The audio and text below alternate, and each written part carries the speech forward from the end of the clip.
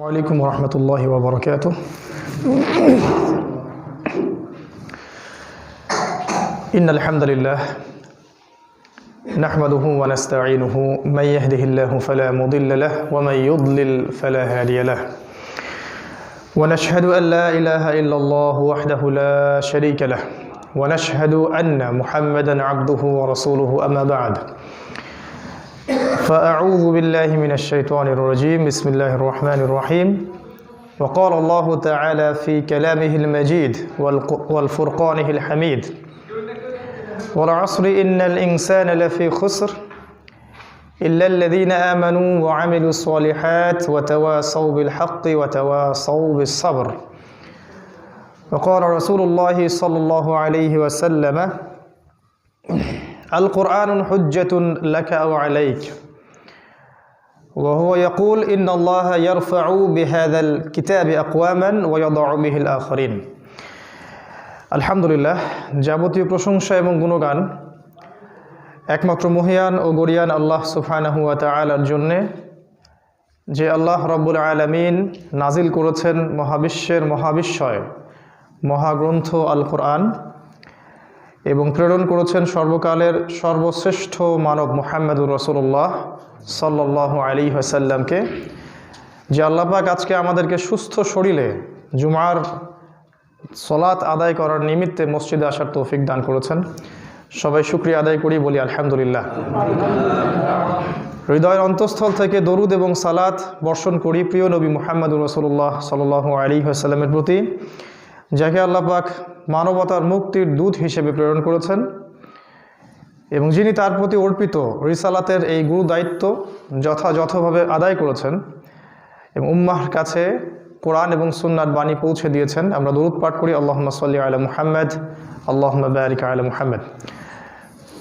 সম্মানিত প্রাণপ্রিয় মুসল্লিবৃন্দ, আজকের জুমার এই সংক্ষিপ্ত বয়ানে, সংক্ষিপ্ত খুতবায় পবিত্র কোরআনুল কারীমের ছোট্ট একটা সূরা সূরাতুল আসর সম্পর্কে কিছু কথা বলতে চাচ্ছি। আল্লাহর কাছে দোয়া করছি আল্লাহ পাক আমাদের প্রত্যেককে আলোচনা শুনে বুঝে আমল করার তৌফিক দান করুন, আমিন।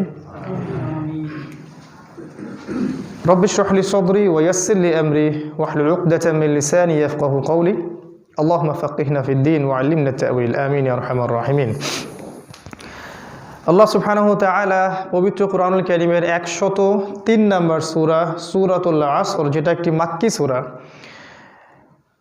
এখানে 4টি মৌলিক বিষয় আলোচনা করেছেন, যে 4টি মৌলিক গুণ অর্জন করা ব্যতীত কোনো মানুষের পক্ষে জান্নাতে যাওয়া সম্ভব নয়। আর এই 4টি মৌলিক গুণ যদি আমরা অর্জন করতে ব্যর্থ হই, তাহলে কোনো সন্দেহ নাই যে আমরা ক্ষতিগ্রস্ত হব।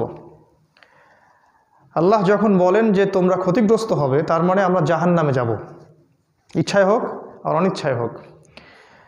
আল্লাহ রাব্বুল আলামিন এই সূরাটার মধ্যে বলছেন ওয়াল আসরি, সময়ের কসম, ইন্নাল ইনসানা লাফি খুসর। ইন্না মানে নিশ্চয়ই, আল ইনসান মানে মানুষ, পুরো মানব জাতি, লাফি মানে অবশ্যই, মধ্যে, খুসর মানে ক্ষতি। নিশ্চয়ই মানুষ অবশ্যই ক্ষতির মধ্যে নিমজ্জিত আছে। ইল্লাল্লাযীনা আমানু, তবে তারা ব্যতীত যারা ঈমান এনেছে, ওয়া আমিলুস সলিহাত, এবং সৎ আমল সম্পাদন করেছে, ওয়া তাওয়াসাউ বিল হাক্কি, পরস্পরকে সত্যের উপদেশ দিয়েছে, ওয়া তাওয়াসাউ বিস সবর, এবং পরস্পরকে ধৈর্যের উপদেশ দিয়েছে। এই 4টি গুণ অর্জন না করলে পুরো মানব জাতি ক্ষতির মধ্যে আছে। ঈমান, আমলে সালেহ, হকের উপদেশ, হকের দাওয়াত, সবর বা ধৈর্য। আমরা সংক্ষিপ্ত আকারে সূরাটাকে ব্যাখ্যা করার চেষ্টা করছি। আল্লাহ রাব্বুল আলামিন প্রথমে সময়ের কসম করেছেন। আল্লাহ সুবহানাহু ওয়া তাআলা অনর্থক কোনো কিছুর কসম করবেন না, এটাই স্বাভাবিক। আল্লাহ পাক যে বিষয়ের কসম করেন সেটা নিঃসন্দেহে খুবই গুরুত্বপূর্ণ একটা বিষয়।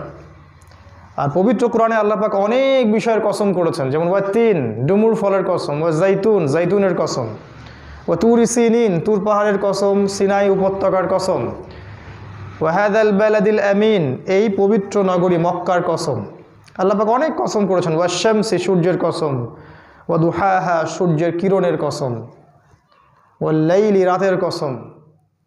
এরকম অনেক কসম আল্লাহ পাক কোরআনে করেছেন। আল্লাহ রাব্বুল আলামিন যখন কোনো বিষয়ের শপথ করছেন, কসম করছেন, আমাদেরকে বুঝে নিতে হবে সেই বিষয়টা আমাদের জন্য অত্যন্ত গুরুত্বপূর্ণ।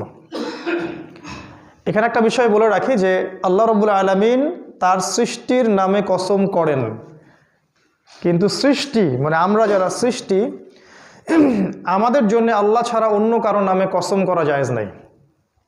যদি কসম করতেই হয় আল্লাহর নামেই কসম করতে হবে। রাসূলুল্লাহ সাল্লাল্লাহু আলাইহি ওয়াসাল্লাম বলেছেন, মান হালাফা বিগাইরি ইসমিল্লাহি ফাকাদ কাফারা।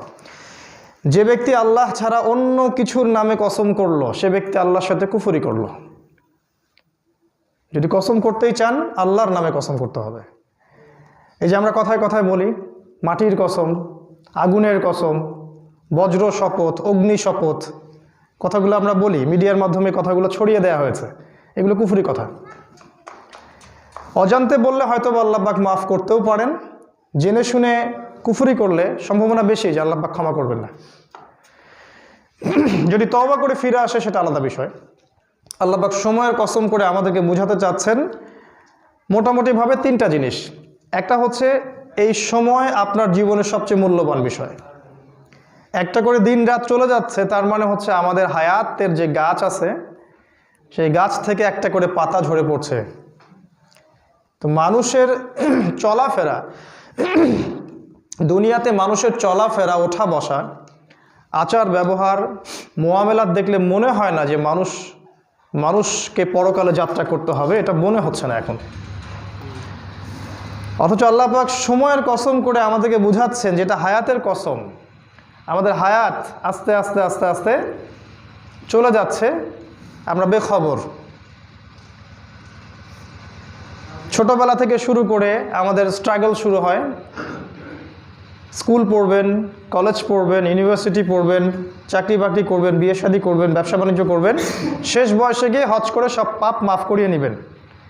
এই হচ্ছে আমাদের একটা কমন একটা ফিলোসফি আর কি, দর্শন।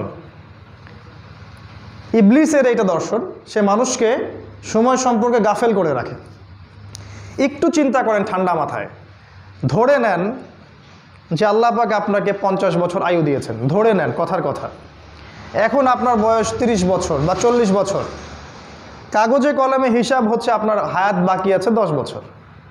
এই 10 বছরের মধ্যে আপনি 2-3 বছর হয়তো গল্প গুজব করে নষ্ট করবেন, খাওয়া দাওয়ায় সময় নষ্ট করবেন, বাথরুমে সময় নষ্ট করবেন, আপনি বিভিন্ন কাজে ব্যস্ত থাকবেন।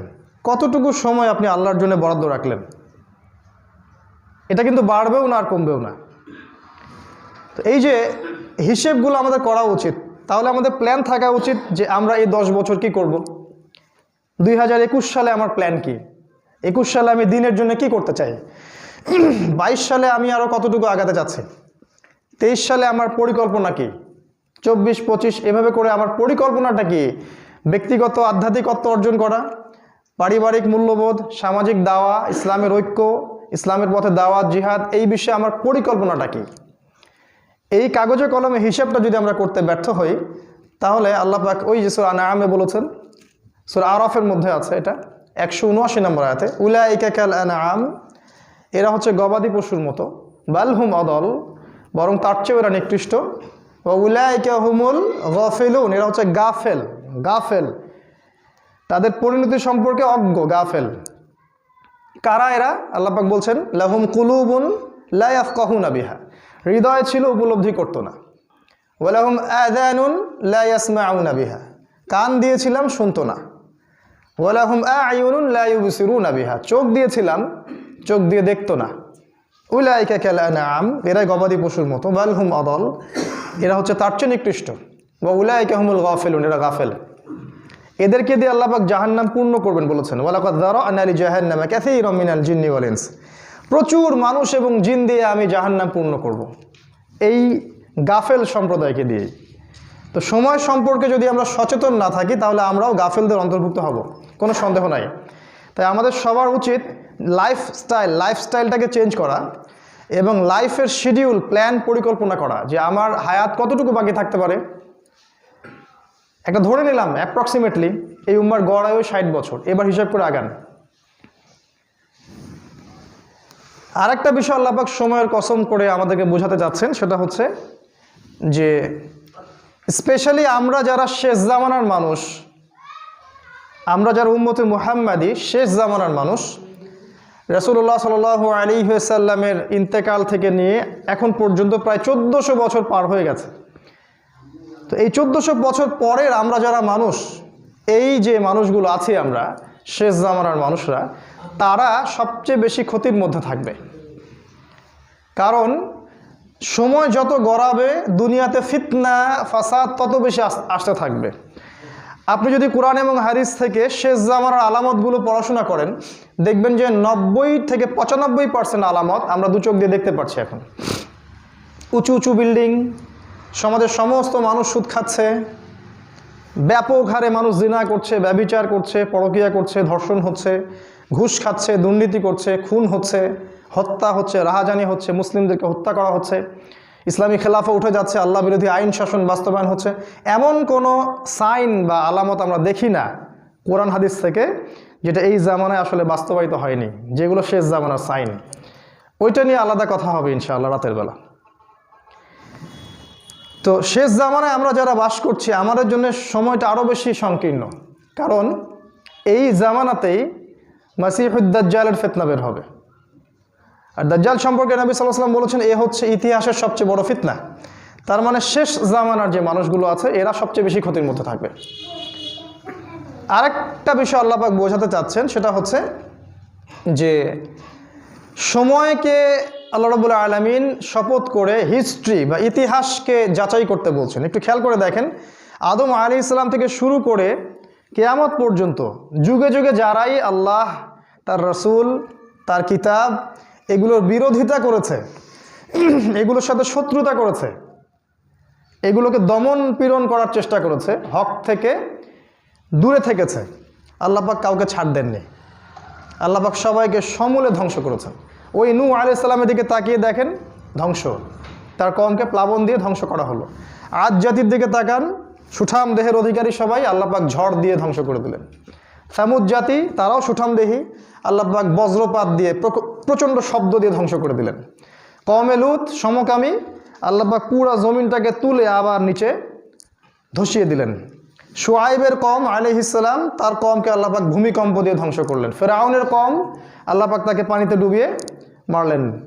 একটা একটা করে এক্সাম্পল দেখেন হিস্ট্রিতে, যারাই আল্লাহ এবং তার রাসূল এবং ইসলামের বিরোধিতা করেছে আল্লাহ পাক কাউকে বাদ রাখেন নাই, সবাইকে ধ্বংস করেছেন। তাই এই যুগেও যারা ইসলাম, কোরআন এবং সুন্নাহর বিরোধিতা করবে আল্লাহ পাক এদেরকেও ছাড় দিবেন না ইনশাআল্লাহ, কাউকে আল্লাহ পাক ছাড় দিবেন না। আল্লাহ পাক সূরা বানী ইসরাঈলের মধ্যে বলেছেন, ওয়া ইম মিন ক্বরিয়াতিন ইল্লা নাহনু মুহলিকুহা ক্বাবলা ইয়াউমিল কিয়ামা, কিয়ামতের আগেই এমন কোনো জালেম জনপদ নেই যাদেরকে আমি আল্লাহ ধ্বংস করব না। আও মুআযযিবুহা আযাবান শাদীদা, অথবা তাদেরকে প্রচণ্ড শাস্তি না দিচ্ছি। কানা যালিকা ফিল কিতাবি মাসতুরা, আর এটা অনেক আগেই কিতাবে লেখা হয়ে গেছে, মানে তাকদীরের যে কিতাব লাউহে মাহফুজ সেখানে লেখা হয়ে গেছে অলরেডি। তো আমরা এই যুগের আবু জেহেল যারা আছে, এই যুগের যারা ফেরাউন, এই যুগের যারা নমরুদ, তাদেরকে সতর্ক করব। আল্লাহ পাক সময়ের কসম করে তাদেরকে সতর্ক করেছেন। প্রত্যেক যুগে যুগে আল্লাহর সুন্নাহ, ওয়ালান তাজিদা লিসুন্নাতিল্লাহি তাহওয়িলা, আল্লাহর সুন্নাতের মধ্যে কোনো ব্যত্যয় আপনি দেখতে পারবেন না। আর যুগে যুগে যারাই আল্লাহ, তার রাসূল এবং ইসলামের আনুগত্য স্বীকার করেছে, মন থেকে মেনে নিয়েছে, মুখে স্বীকৃতি দিয়েছে এবং আমল করেছে, আল্লাহর দিন প্রতিষ্ঠার জন্য সংগ্রাম করেছে, আল্লাহ পাক তাদেরকে জান্নাত দান করেছেন। দুনিয়াতে তাদের হয়তো পরিণতি আপাত দৃষ্টিতে ভালো মনে হচ্ছে না, দুনিয়াতে ওরা মার খাচ্ছে, দুনিয়াতে অনেক স্ট্রাগল করতে হচ্ছে, অনেক সমস্যা ফেস করতে হচ্ছে, বাট ইনশাআল্লাহ তাআলা তারা পরকালে জান্নাতি হবে ইনশাআল্লাহ। এই হলো সহজ সরল সমাধান। আল্লাহ পাক সময়ের কসম করে একটা বার্তা দিচ্ছেন আপনাকে আমাকে, সেটা হলো ইন্নাল ইনসানা লাফি খুসর, নিঃসন্দেহে পুরো মানব জাতি ক্ষতির মধ্যে আছে। এই ক্ষতিটা কেমন? এই ক্ষতিটা আসলে দুরকম, ক্ষতিটা দু প্রকার। একটা হচ্ছে দুনিয়াবি ক্ষতি, আর একটা হচ্ছে পরকালের ক্ষতি। পরকালের ক্ষতি তো আমরা বুঝতে পারি মাশাআল্লাহ মোটামুটি, যে মানুষকে এবং জিনকেই হিসেবের সম্মুখীন হতে হবে, তাদের জান্নাত জাহান্নামের ফয়সালা হবে, মানুষের মৃত্যু হবে, কবরের প্রশ্ন হবে, আবার হাসরের মাঠে আবার 5টা প্রশ্ন হবে। আবার মিজানের ব্যাপার আছে, পুলসিরাতের ব্যাপার আছে, জাহান্নামকে টেনে আনা হবে, কত সমস্যা, এগুলো পরকালীন ক্ষতি। কিন্তু বাই দ্য ওয়ে মানুষের চলাফেরা দেখলে মনে হয় না যে মানুষকে এগুলো ফেস করতে হবে। আমাদের চলাফেরা দেখলে মনে হয় না যে আমাদের সামনে এগুলো অপেক্ষা করছে। সুবহানাল্লাহ। আসলে আমরা দুনিয়ার মোহে এতটাই গাফেল হয়ে আছি, শয়তান আমাদেরকে এমনভাবে ভুলিয়ে দিয়েছে বিষয়গুলো, আমরা এগুলো ভুলে থাকতে চাই। খেয়াল করে দেখবেন, একটা সময় ছিল যখন কবরস্থানগুলোকে মসজিদের আশপাশে রাখা হতো। এখন দেখবেন সমাজে কবরস্থান থাকে সমাজের অন্য একটা প্রান্তে, যেখানে আপনি বছরে হয়তো একদিনও যাবেন না। প্রতিদিন মানুষ নামাজে যাবে আসবে, সে কবরস্থানের পাশ দিয়ে যাবে, দেখবে আমাকে মৃত্যুবরণ করতে হবে। এটা ছিল রাসূলের সুন্নাহ। এখনও দেখেন নববীর পাশে বাকিউল গারকাদ মদিনার নববীর মসজিদের পাশেই আছে। তো এই গডলেস সভ্যতা, এই যে পশ্চিমা সভ্যতা এবং এই যে সেকুলার যারা সোসাইটি আছে, এরা মানুষকে পরকাল থেকে দূরে রাখতে চায়। এরা চায় না মানুষ পরকালীন জীবন নিয়ে চিন্তা করুক। কারণ যদি কোনো মানুষ পরকাল নিয়ে চিন্তা করে এবং তার আল্লাহর সামনে দাঁড়াতে হবে, জবাবদিহিতা করতে হবে, এই বিষয়গুলোকে নিয়ে যদি চিন্তা ভাবনা করে, তাহলে তার পক্ষে পাপ করা সম্ভব না, বা করলেও ইনশাল্লাহ সে আল্লাহর কাছে ফিরে আসবে, তওবা করবে। এই জন্য গডলেস এই সভ্যতা এবং সেকুলার এই সভ্যতা, তারা চায় আমরা যেন আল্লাহ থেকে দূরে থাকি, পরকাল সম্পর্কে চিন্তা ভাবনা না করি, খালি দুনিয়া দুনিয়া আর দুনিয়া। আল্লাহ পাকের কাছে দুনিয়ার মূল্য কতটুকু? একটা মাছির ডানার চেয়েও কম। একটা হাদিস এসেছে, যদি আল্লাহর কাছে এই দুনিয়ার মূল্য হতো একটা মাছির ডানার সমানও, তাহলে আল্লাহ পাক কোনো কাফের মুশরিককে এক ঢোক পানি খেতে দিতেন না। আল্লাহ পাক বলেছেন প্রত্যেক মানুষ ক্ষতির মধ্যে আছে। একটা ক্ষতি পরকালের ক্ষতি, একটা হচ্ছে ইহকালীন ক্ষতি। ইহকালীন ক্ষতিটা কেমন? ইহকালীন ক্ষতিটা এমন, একটু খেয়াল করে দেখেন যে আমাদের জীবনের যতগুলো সেক্টর আছে, ব্যক্তি জীবন, পারিবারিক জীবন, আপনার সামাজিক জীবন, আপনার অর্থনৈতিক জীবন বা পলিটিক্যাল লাইফ বা রাষ্ট্রীয় জীবন, প্রত্যেকটা জীবনে আপনি দিকে তাকাবেন, দেখবেন প্রতিটা সমস্যার মূল কেন্দ্র হচ্ছে মানুষ। কোনো সমস্যা আল্লাহ পাক আসমান থেকে নাজিল করে দেন না, এর দলিল কোরআনেই আছে। আল্লাহ পাক নাজিল করেন শাস্তি, সমস্যা নয়। যখন উম্মাহ কথা শোনে না, আল্লাহ পাক শায়েস্তা করার জন্য শাস্তি দেন, ওইটা আলাদা জিনিস। প্রবলেমের রুট এটা হচ্ছে মানুষ। সূরা রআদের মধ্যে আছে, আরেকটা হচ্ছে সূরা রুমের মধ্যেও আছে। সূরা রুমের সম্ভবত 34 নম্বর আয়াত কি 38 নম্বর আয়াতের দিকে খেয়াল করলে দেখবেন, আমি একটু ভুল হতে পারি, কাছাকাছি হবে। আল্লাহ পাক বলেছেন যে যাহারাল ফাসাদু ফিল বাররি ওয়াল বাহরি বিমা কাসাবাত আইদিন নাস। মাশাআল্লাহ, আল্লাহ পাক বলছেন জলে এবং স্থলে যত বিপর্যয় ছড়িয়ে পড়েছে, সব বিপর্যয় মানুষের হাতের কামাই। এটা আল্লাহর কথা। জলে এবং স্থলে যত বিপর্যয় ফাসাদ ছড়িয়ে পড়েছে, এগুলো মানুষের হাতের কামাই। আল্লাহ পাক যখন আদম আলাইহিস সালামকে সৃষ্টি করছিলেন, ফেরেশতারা কিন্তু ভেটো দিয়েছিলেন। তারাও কিন্তু দুটো কথা বলেছিলেন, আপনি কি এমন কাউকে সৃষ্টি করতে যাচ্ছেন যে ব্যক্তি পৃথিবীতে গিয়ে ফাসাদ সৃষ্টি করবে অথবা রক্তপাত ঘটাবে? পৃথিবীর দিকে তাকিয়ে দেখেন, মানুষ এখন পৃথিবীতে কি করে, হয় ফাসাদ সৃষ্টি করে অথবা রক্তপাত ঘটাচ্ছে। তাদের দূরদর্শিতা দেখেন, আমরা আজকে ওটা বাস্তবায়ন করছি। কিন্তু আল্লাহ বলেছিলেন যে না, আমার কিছু বান্দা থাকবে যারা আমার অনুগত হবে। ইন্নী আ'লামু মা লা তা'লামুন, আমি যা জানি তোমরা সেটা জানো না। ওইটা আলাদা টপিক। তো এই যে দুনিয়ার ক্ষতিগুলো আছে, আল্লাহ পাক যেটা বললেন সূরা আসরের মধ্যে, এর মূল জার বা উৎস হচ্ছে মানুষ। আমাদের ব্যক্তিগত জীবনের সমস্যা মানুষের পক্ষ থেকে আসছে। পরিবারের সমস্যা দেখবেন মানুষের মস্তিষ্ক প্রসূত সমস্যা। সমাজের সমস্যা, সমাজে আল্লাহর বিধান শাসন বাদ দিয়ে যখন মানুষের বিধান শাসন চাপিয়ে দিয়েছেন, তখন এই সমস্যা সৃষ্টি হয়েছে। পলিটিক্যাল লাইফের সমস্যা একই সিস্টেম, গ্লোবালি সমস্যা একই কারণ। আর অর্থনীতিতে সমস্যা, আল্লাহর দিয়ে হেদায়েত বাদ দিয়ে সুদ চালু করেছেন, এখন আর প্রগতি হবে না, এখন খালি প্রভার্টি এবং ডেস্টিটিউশন হবে, অধঃপতনে অতল তলে যাবে মানুষ। তো সমস্যার জার বা উৎস হচ্ছে মানুষ। তবে আল্লাহ পাক বলেছেন 4টা গুণ যারা অর্জন করতে পারবে তারা এই ক্ষতি থেকে বেঁচে থাকবে। সুসংবাদ, 4টা গুণ একই সাথে, এমন না 2টা আছে 2টা নাই, এমন না 3টা আছে 1টা নাই। 4টা গুণই যারা অর্জন করতে পারবে, আল্লাহ বলছেন যে এরা ওই ক্ষতি থেকে মুক্ত থাকবে ইনশাআল্লাহ। ক্ষতিমুক্ত থাকবে মানে হচ্ছে ইনশাআল্লাহ তারা জান্নাতে যাবে। কি সেই 4টা গুণ? আল্লাহ পাক বলছেন ইল্লাল্লাযীনা আমানু, যারা ঈমান এনেছে। প্রথম কাজ কি? যারা ঈমান নিয়ে এসেছে। 2 নাম্বার ওয়া আমিলুস সলিহাত, সৎ-আমল সম্পাদন করেছে। ওয়া তাওয়াসাউ বিল হক, পরস্পরকে হকের দাওয়াত দিয়েছে। ওয়া তাওয়াসাউ বিস সবর, এবং পরস্পরকে ধৈর্যের উপদেশ দিয়েছে। পিছনে জায়গা সংকলন হচ্ছে না, একটু সামনে চলে আসেন আপনারা।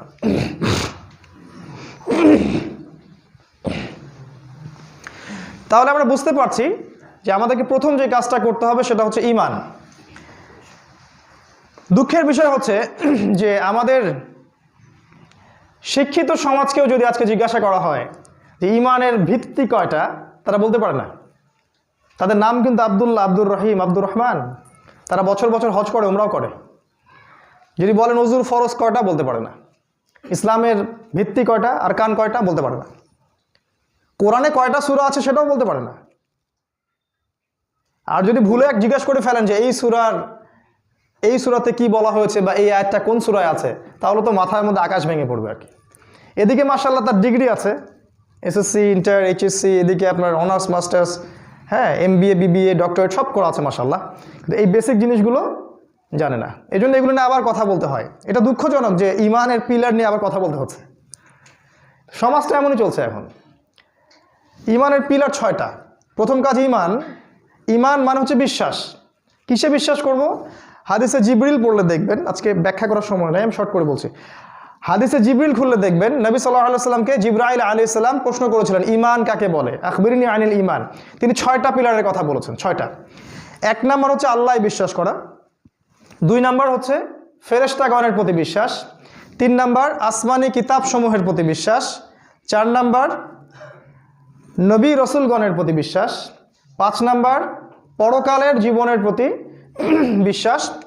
এবং 6 নাম্বার তাকদীর, ভাগ্যের ভালো মন্দের প্রতি বিশ্বাস। এই 6টা পিলারের প্রতি যে ব্যক্তি মন থেকে বিশ্বাস করে, মুখে স্বীকৃতি দেয় এবং কাজে বাস্তবায়ন করে, তাকে বলা হয় মুমিন। আবার বলছি, এই 6টা পিলারকে যে ব্যক্তি মনে বিশ্বাস করে, হৃদয় থেকে বিশ্বাস করে, মুখে স্বীকৃতি দেয় এবং কাজেও বাস্তবায়ন করে, তার নাম হচ্ছে মুমিন। যে ব্যক্তি মনেও বিশ্বাস করে না, মুখে স্বীকৃতিও দেয় না, কাজও করে না, এর নাম কাফের। যে ব্যক্তি মনে বিশ্বাস করে না কিন্তু মুখে স্বীকৃতি দেয় আর কাজও করে না, এর নাম মুনাফিক। আমি কি বুঝতে পারলাম? এই হলো ক্লাসিফিকেশন। আবার কিছু মানুষ মনে বিশ্বাস করে, মুখে স্বীকারও করে কিন্তু কাজ করে না, এদেরকে বলা হয় জালেম, ফাসিক। একটা বিষয়কে কেন্দ্র করে অনেকগুলো হুকুম চলে আসে আর কি। আমাদের কাজ হবে এই 6টা পিলারকে হৃদয় থেকে বিশ্বাস করা, মুখে স্বীকৃতি দেয়া এবং তদানুযায়ী কাজেও বাস্তবায়ন করা।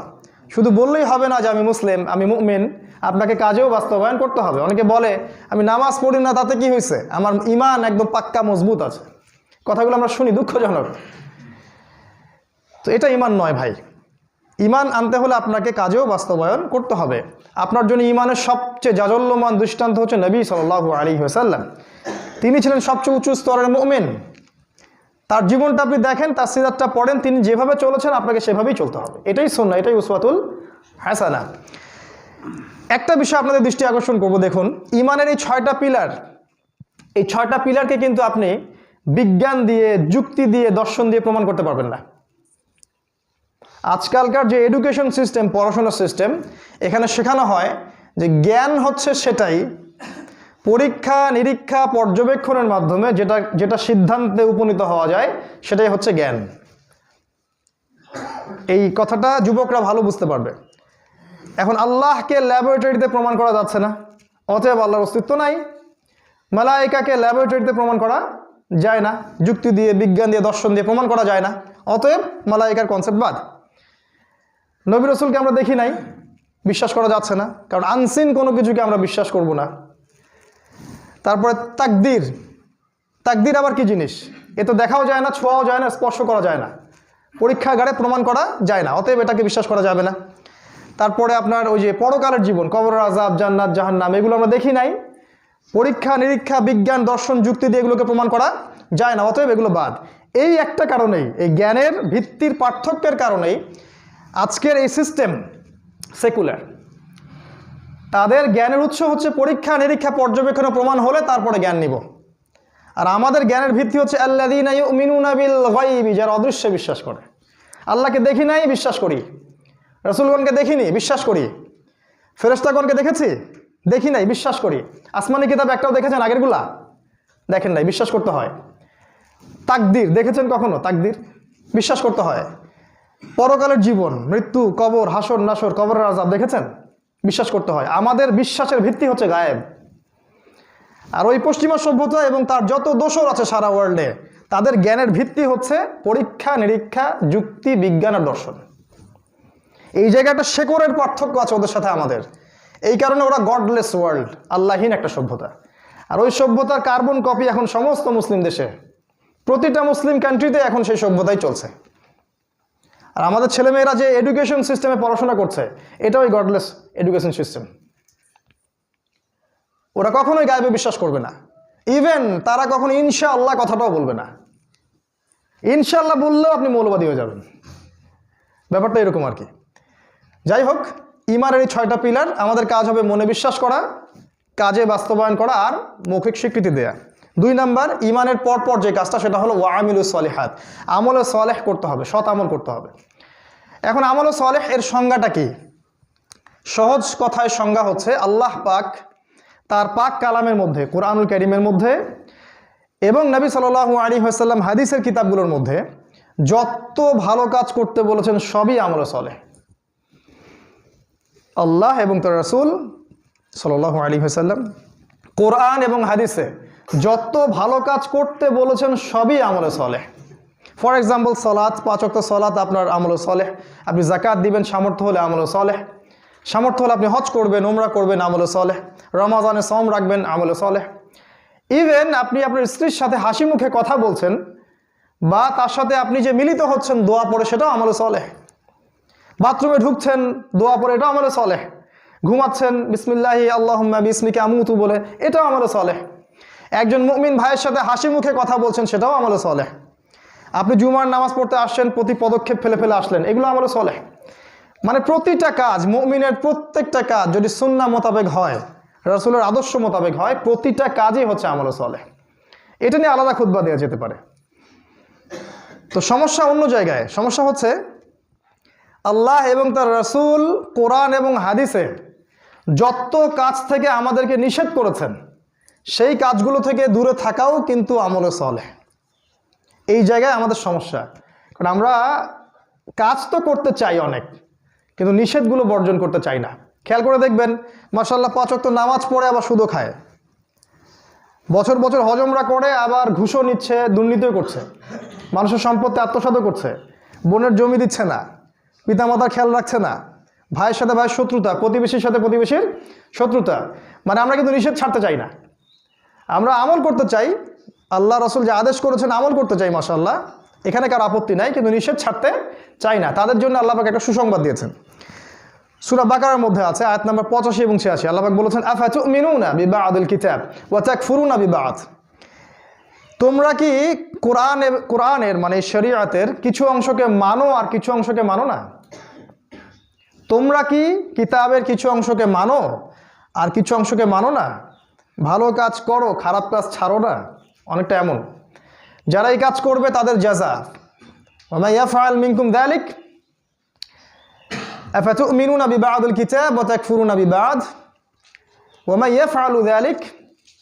যে ব্যক্তি এই কাজগুলো করবে তার জাযা হচ্ছে ইল্লা খিজিউন ফিল হায়াতিদ দুনিয়া, এই দুনিয়াতেই আল্লাহ পাক তাদেরকে লাঞ্ছিত করবেন।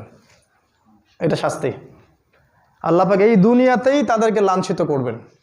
আমাদের এই লাঞ্ছনার মূল কারণ হচ্ছে আমরা কিতাবের কিছু অংশকে মানি, কিছু অংশকে মানি না। এটাই বাস্তবতা। আমরা নামাজ পড়তে চাই, সুদ ছাড়তে চাই না। আমরা যাকাত দিতে চাই, আমরা এদিকে ঘুষ ছাড়তে চাই না। আমরা রমজান মাসে রোজা রাখতে চাই, গীবত, তহমত, হিংসা, বিদ্বেষ ছাড়তে চাই না। আমরা বছর বছর হজ উমরা করতে চাই, আল্লাহ পাকের শরিয়া বাস্তবায়ন করতে চাই না। আমরা মসজিদের কোনায় বসে তসবিহ টিপতে চাই, আল্লাহর পথে দাওয়াত জিহাদ করতে চাই না। আমরা কিছু অংশ মানি, কিছু অংশ মানি না। এই কারণে আল্লাহ পাক বলেছেন যে তোমাদেরকে আমি লাঞ্ছিত করবো। এই লাঞ্ছিত হচ্ছি আমরা। আল্লাহ আরো কঠিন কথা বলেছেন, আজকে আমি অত কিছু সময় পাচ্ছি না। আল্লাহ আরো কঠিন কথা বলেছেন, সেটা হচ্ছে যে তোমরা যদি দায়িত্ব পালন না করো, হে উম্মতে মুহাম্মাদি, তোমরা যদি দায়িত্ব পালন না করো, আমানতের খেয়ানত করো, ইয়াস্তাবদিল কওমান গায়রাকুম, আল্লাহ পাক অন্য কওমকে তোমাদের জায়গায় নিয়ে আসবেন, তোমাদেরকে সরিয়ে দিবেন, দিয়ে আল্লাহ অন্য কওমকে তোমাদের জায়গায় নিয়ে আসবেন। সুম্মা লা ইয়াকুনু আমসালাকুম, ওরা তোমাদের মতো অকৃতজ্ঞ হবে না। এটা আল্লাহর কথা, সূরা মুহাম্মাদের মধ্যে আছে, সূরা তাওবার মধ্যে আরো এসেছে, যদি তোমরা বের না হও আল্লাহ পাক তোমাদেরকে ভয়ঙ্কর শাস্তি দিবেন। তো আমাদের উচিত হবে প্রিয় ভাইয়েরা যে আমরা যেন কোরআনের আদেশগুলোও মানি, হাদিসের আদেশগুলোও মানি, অ্যাট দ্য সেম টাইম আমরা যেন নিষেধগুলো থেকেও দূরে থাকি। যদি না করি তাহলে আমল সালেহ এর ডেফিনেশন পূর্ণ হবে না।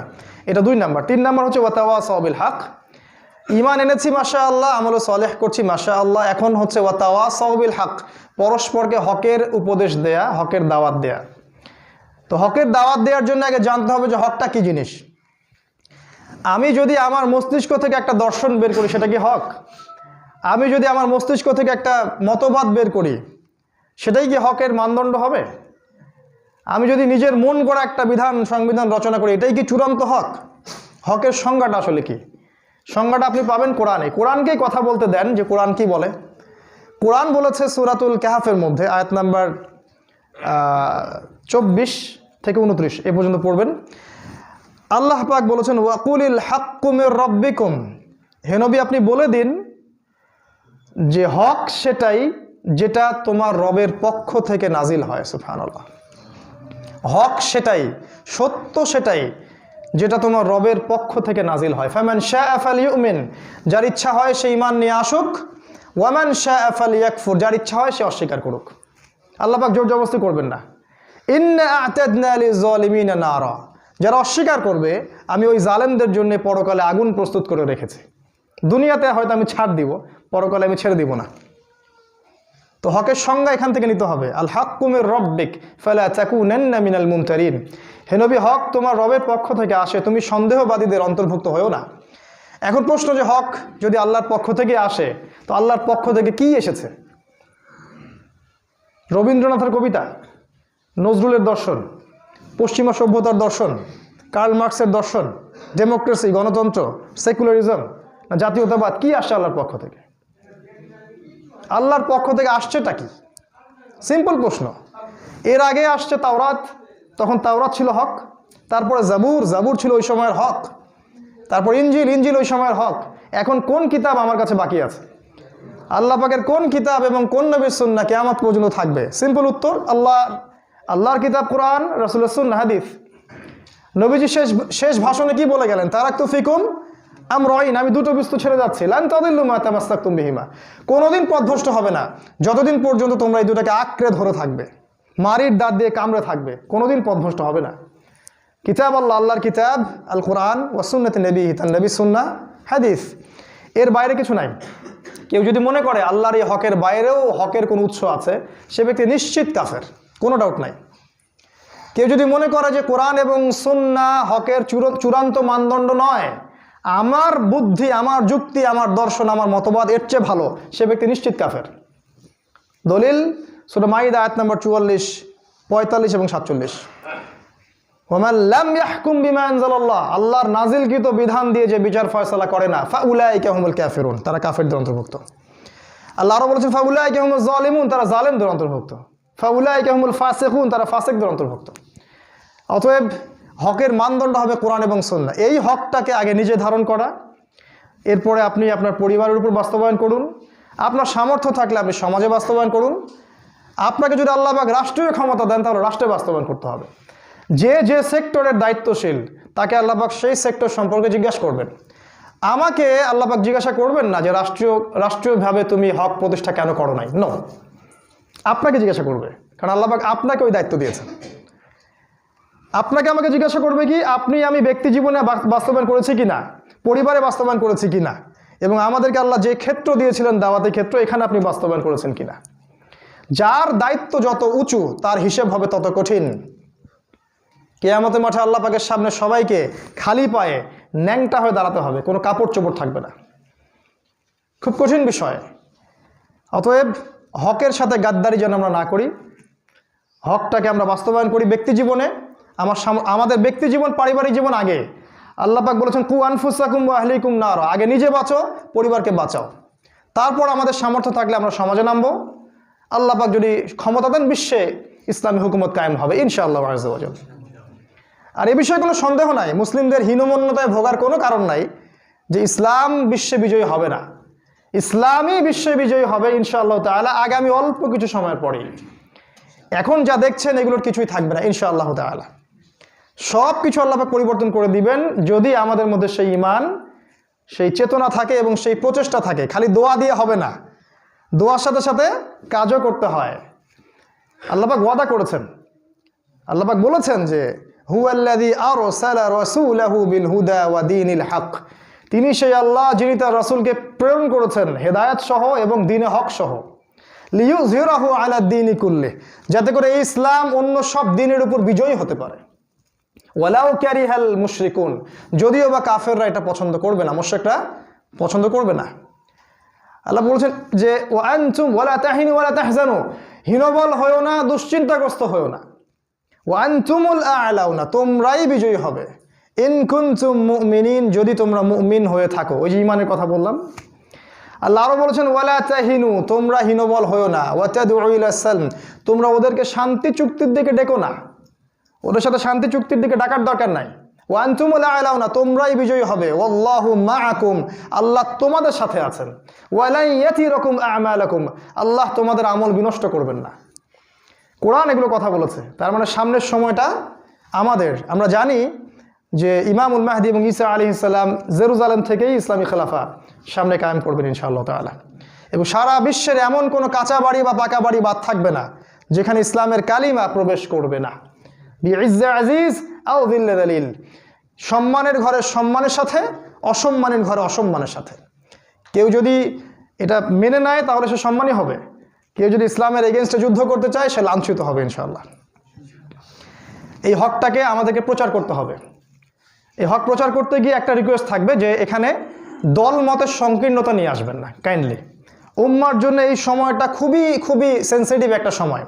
এখন যদি আমরা বিভিন্ন দলে বিভক্ত হয়ে যাই তাহলে আমাদের ধ্বংসকেও ঠেকাতে পারবে না। আল্লাহ, কোরআন, সুন্নাহ, রাসূল এগুলো নিয়ে কারো মধ্যে কোনো ইখতিলাফ নাই। তাআলাউ ইলা কালিমাতিন সাওয়াইন বাইনানা ওয়া বাইনাকুম, আমাদের মাঝে যে বিষয়ে ঐক্য আছে ওইদিকে আসেন, যে বিষয়ে ইখতিলাফ আছে ওটা বাদ দেন আপাতত। সাহাবীদের যুগ থেকে ইখতিলাফ ছিল, সাহাবীদের যুগ থেকেই কিন্তু ইখতিলাফ ছিল। এই ইখতিলাফি মাসআলাগুলোকে নিয়ে যদি আমরা আগাতে থাকি কোনো দিনও এই উম্মার ঐক্য সম্ভব হবে না। তাই ঐক্যবদ্ধ প্ল্যাটফর্মে আসতে হলে আমাদেরকে একটু উদারনৈতিক হতে হবে, ছাড় দেওয়ার মানসিকতা থাকতে হবে, না হলে ভাই ভাই এক জায়গায় বসতে পারবো না। একটা হাদিস বলি যে নবী সাল্লাল্লাহু আলাইহি ওয়াসাল্লাম বলেছেন, তোমরা ততদিন পর্যন্ত জান্নাতে যেতে পারবে না যতদিন পর্যন্ত না তোমরা একে অপরকে ভালোবাসছো। আর আমি কি তোমাদেরকে বলে দিব তোমরা কিভাবে একে অপরের ভালোবাসা বৃদ্ধি করবে? সাহাবীরা বললেন, ইয়া রাসূলুল্লাহ বলে দিন। তিনি বললেন, তোমরা একে অপরকে সালাম দিতে শেখো, একে অপরকে সালাম দিতে শেখো। ভালো করে খেয়াল করে দেখেন, আজকে সালাম সাম্প্রদায়িক হয়ে গেছে।